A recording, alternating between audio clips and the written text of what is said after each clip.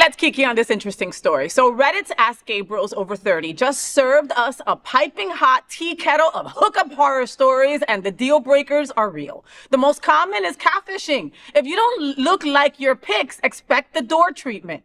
Hygiene came in with a close second with tales of questionable smells, mystery substances, and one poor soul faking a power outage to escape the room he was in with a smelly guy, all right? Some get creative with emergency naps, fake plans, or the blunt, this isn't working out, baby, sorry. What did we learn? Well, always meet in public or do a video chat first, and never forget you can end the hookup anytime, no apology necessary. Your bed, your rules, your comfort, period. Gay men, hookup deal breakers, and drama. What are we all talking about? Have you ever had to get out of a sexual situation because of things you didn't expect, smells, or maybe he was a trumper, or I mean, so many different things could happen. Oh, many times. Many times in the aspect of it. The worst one I experienced, believe it or not, had nothing to do with any topics you mentioned. Okay. Mine was a professional aspect of it that I had to escape for. Oh, okay. Explain. I'm best friends with DJ Kid Madani for many years. Oh, I love Kid Madani. I love Kid forever and ever and ever.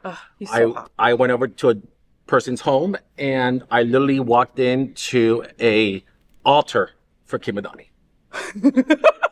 His fans, his stuff, pictures, a flyer, it just became so awkward that it got to the point where I was like, is my bestie gonna watch me this whole time? It's gonna be so weird.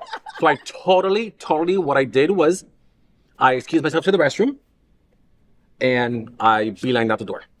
But you no didn't questions asked. I didn't even tell us a certain thing. That's what I've done. Smelly, I've dealt with. I'm used to it. It's South Florida, unfortunately. It is what it is, and there's only so much Vicks Vapor Rub you can fix. Oh my God! Yes. But the one thing I cannot handle is drugs, unfortunately. Okay, well, I mean, and I respect that, and unfortunately, it's very apparent in our community. You know what I mean? And I'm surprised all the time by some people. Let me explain, right? Where, again, I'm sober. I've been sober for 10 years. Yep. I know that it's out there. And I say, hey, anything, whatever you want to do, you're not forcing it on me. You know what I mean? It's not going to affect me. I used to love to do drugs and alcohol by myself. You know what I mean? I don't need you to force me or trigger me or anything like that.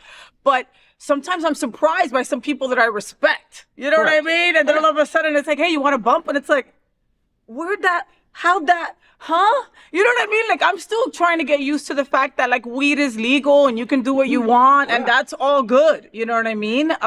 So I respect that from you, that, like, that would be, like, kind of a deal breaker. Like, I don't want to, because, I mean, meth is prevalent in our community. It is, and it's terrible. You know what I mean? People don't even talk about it anymore. Nope. How many people have we lost in like just a year, Seriously. I mean, we've lost many this past year and it's sad, and unfortunately it's due to fentanyl as well. Yeah. But at the same time, it's gotten to the point where it's become the norm where it shouldn't become the norm. Yeah. Yeah. And in defense of persons like you who's like, oh, I don't mind what you do, as long as you don't push it on me, that's fine. But there's still the health risks of exchanging kisses and performing certain acts where there can be a contact high. Coño, I didn't even think about that. I didn't think about that because there was a news report the other day of a cop, and it happens all the time, that a cop touched something sin querer queriendo, and got fentanyl, you know what I mean, and ended up in a hospital. So that's, I'm not single now, right? So I'm not in those situations right now. You know what I mean? So, I mean, you're absolutely right. If I was in those situations now, you would have been mind blown, epiphany. Harry just helped me out. You know what I mean? Because that could happen, Deal breaker for me in the past, I can't get over the smell. Of course. Okay, I know that you said that, hey, whatever, some Vicks in your nose and you're fine, blah, blah, blah, right? But for women, we got to go in there. Of course. You know what I mean? You know what I mean? I'm trying to make it as as nice as possible. So, I mean, if there's a smell, I can't. Like, you know what I mean? Like, what am I going to put one of those little pinchitos on my nose? You know how people swim with the little pinchitos? I put a little pinchito, I mean, she's going to know. Hold on one second. Hold on. I spray the area. Like, you know what I mean? Like, no. No. So you escape to the bathroom and you tell your friend, hey, call me in like 3 minutes. right? And be Yes. telling them that it's an emergency. Somebody's died and I gotta Oh, yeah, go. totally. But now the older I get, the more I realize that unfortunately the truth has to be said. And this is where I do embrace my demasiados.